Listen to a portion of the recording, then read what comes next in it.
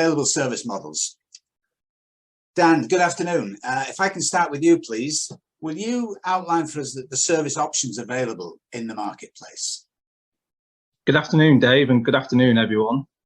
Yeah, happy to. I mean, there are a number of different well-recognised models now that businesses use to look at both attracting contingent talent into their businesses as well as managing that contractor experience as well.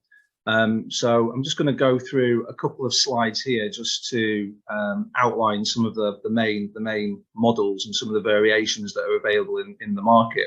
And what we'll try and highlight is very much, you need to understand what your own requirement is and then think about what the solution might be for you, because it's certainly not a one-size-fits-all market. So starting with RPO, which stands for Recruitment Process Outsourcing. This is where an end hirer or a talent attraction team effectively hand over the talent attraction function to another a business, the RPO business, who will basically then look at leading the full recruitment function, or potentially some parts of those tasks in tandem with the in-house team. And often the main focus for an RPO arrangement is to look at the permanent recruitment process more so than contingent working. And they're very, very good at looking at the design of the recruitment process, how businesses can take the employee brand proposition forward to attract candidates in through a variety of different methods, and certainly Ian will touch on some of that later, and the use of technology.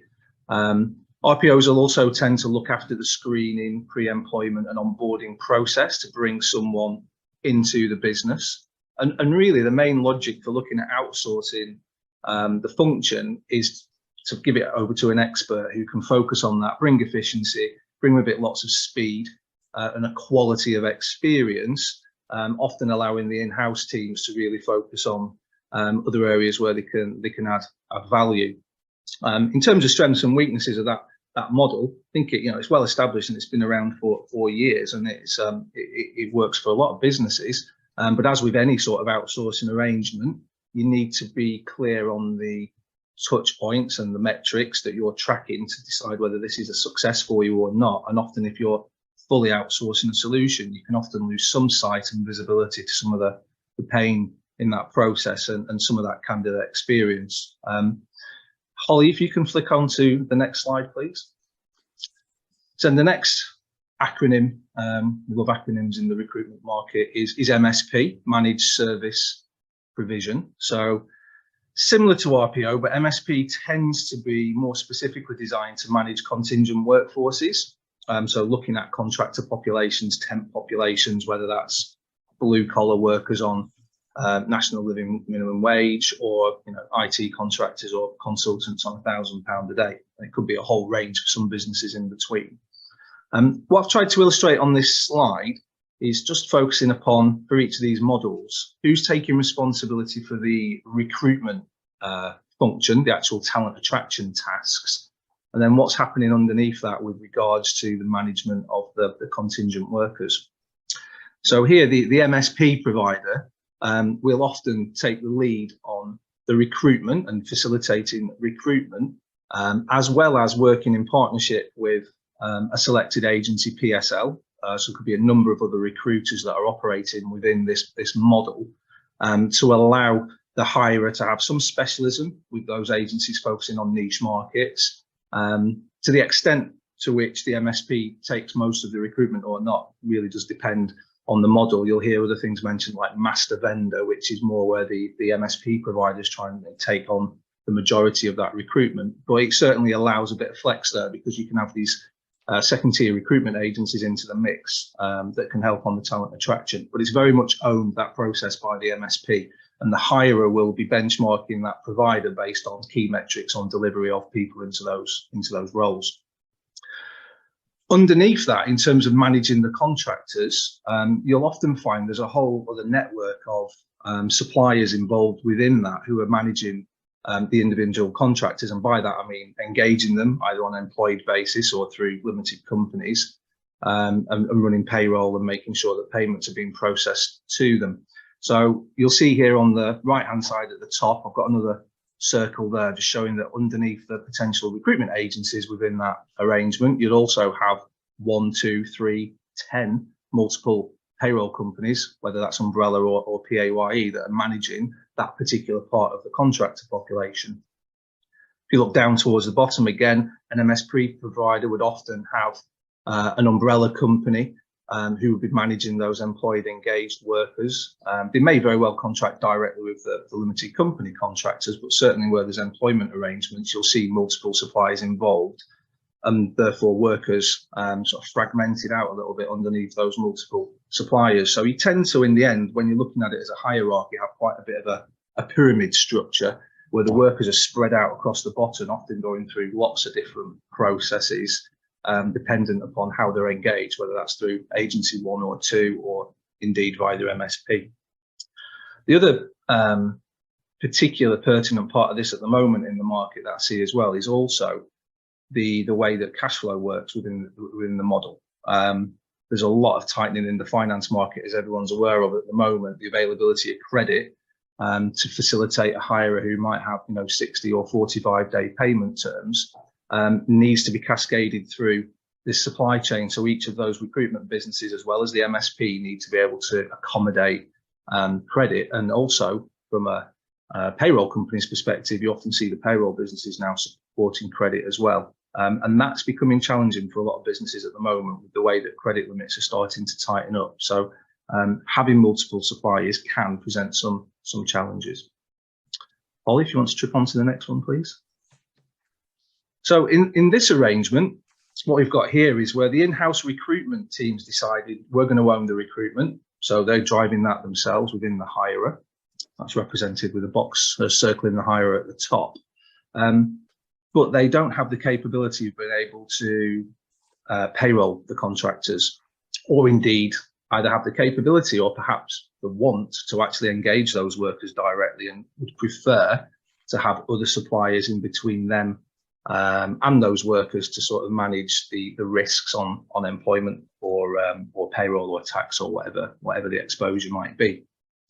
So often you'll see that whilst the recruitment's done in-house, when it comes to onboarding and payrolling a worker, a hirer will engage a recruitment business to basically act as that intermediary and manage the workers. I often see in the market, particularly where there's PAYE populations that are needed to be managed, an agency will come in there and be able to manage those workers. They'll become the employer and they'll run PAYE.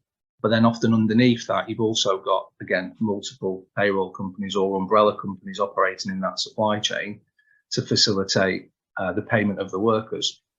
So I think that's a good solution for businesses who want a quick and easy fix to get up and running and haven't got the expertise internally to support from a compliance perspective. It can create a lack of visibility, though, for the hirer as to what's going on in that supply chain. Should be less so in the MSP model, although I'm sure we'll have examples where there's still some gaps in terms of visibility. But once you've got multiple suppliers in the chain, it's difficult to understand what's happening underneath there. How many workers are engaged, what's the work cycle, who are the providers that are in the mix there as well. And if that's not carefully managed, then that could present some risks to the hirers ultimately in terms of what's going on in their supply chain. The other point to note as well, that in some instances it can be quite an expensive model as well. If you're already doing the talent attraction piece and just looking for a simple payroll methodology, then that might not be the best way forward, but it's one to consider as a quick way to get your business up and running and to have the management of the contractors quickly. Holly, if you'd like to flick to the next one, please. So then just final slide on this in terms of other options. Here we've got what we're going to call a hybrid model, where the hirer is trying to get the best of all worlds, basically. So in this regard, from a talent attraction perspective, the hirer wants to own that majoritively. So the hirer will look to bring people into the business and attract the talent. But they recognise that they probably will need support from an agency PSL where it's required, either where there's peaks in the business or if there's particular niche skills required. So they'll have a couple of agencies there to support. But then in terms of the management of the contractors and the payroll of them, they then hand that off to one central contract workforce management platform that can manage all the onboarding, manage the pre-employment check-in, have a centralized timesheeting process, have a centralized onboarding process. So the candidate experience is solely owned by that provider and is a lot slicker and easier to understand than the multiple tech stacks you could have seen in the previous models. The recruitment businesses can still be, will obviously get paid either on a margin only basis or as a full pass through by that workforce management platform.